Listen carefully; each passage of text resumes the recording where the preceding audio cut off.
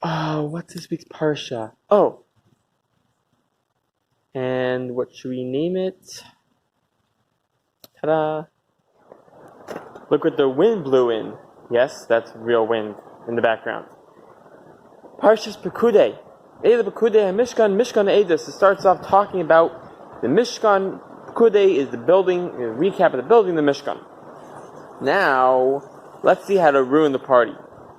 So Rashi says, why I say Mishkan twice? This traveling sanctuary, why does it say why does it say it twice? We find in the Torah usually that it'll only say something once if it needs to say something. Why is it repeating itself?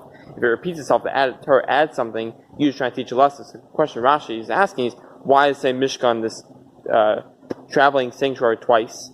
So Rashi has to ruin the fun and say, well, just remember the two Beis Hamikdash that were destroyed because of the sins the Jews did. And we're like, hello, we're talking about the building of the Mishkan here. Why is Rashi saying, don't forget about the destruction of the two temples? It's like, okay, let's not ruin the party. But Rashi is actually trying to teach us a very, very special lesson and a very inspiring lesson, which is Mishkan comes the same wording as mashkin. A mashkin is a collateral. What's a collateral? I lend someone money. I want to get something back from that person as to hold on to in the meantime while the person is paying back the debt that the money they borrowed. I lent them. But what's a mashkin? The point is, after the money's given back, so I give back the mashkin. This is just holding on to this collateral for a little bit, and then it's returned back. And that's the same idea in our case. The Beis Hamikdash, Hashem took away temporarily. It's a collateral. It's collateral, and Hashem's going to give it back. So that's already one reason to be inspired, because we're not left. It's the just like the Mishkan was something that was temporary. It wasn't like the Holy Temple. So to a mashkin, this is the Mishkan, the traveling temple, is a collateral for is trying to show how the Beis Hamikdash were taken away. Right, the destruction is taken away just as a collateral. It's a that's why he's mentioning that's why Rashi is connecting the two destructions of the destruction of the two temples with connection to the mashkin, the Mishkan, which is a temporary structure, just like a mashkin is a collateral, is a temporary object.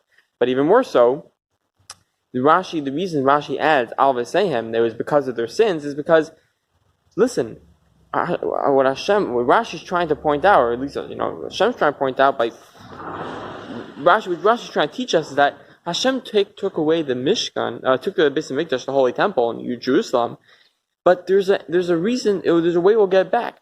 Once we start, fixing the mistakes, right? What was the mistakes back then? The Jews or other people were hating each other for no good reason. Once we stop that, we'll get the Beis Hamikdash back. We'll get the Holy Temple back. It's not forever. There's an answer. There's a fix. There's something we could do about it by us trying to do more of Torah, more mitzvahs, trying to do the commandments, which is loving one another, etc. By doing these things, we'll get the Beis Hamikdash back. It's a collateral. It's not taken away forever, and that's what we believe. We believe that soon, with the strengthening of the more good deeds that we do in this world and making this world a godly place fit for God, meaning no hate, no killing, no stealing, no all these bad things.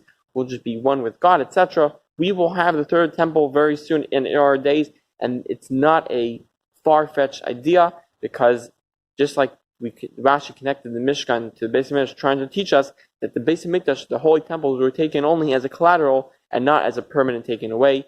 Hope that inspires you, and hope that blew your minds. And I hope to see you back next time. Thank you so much for watching. Have an amazing, amazing day.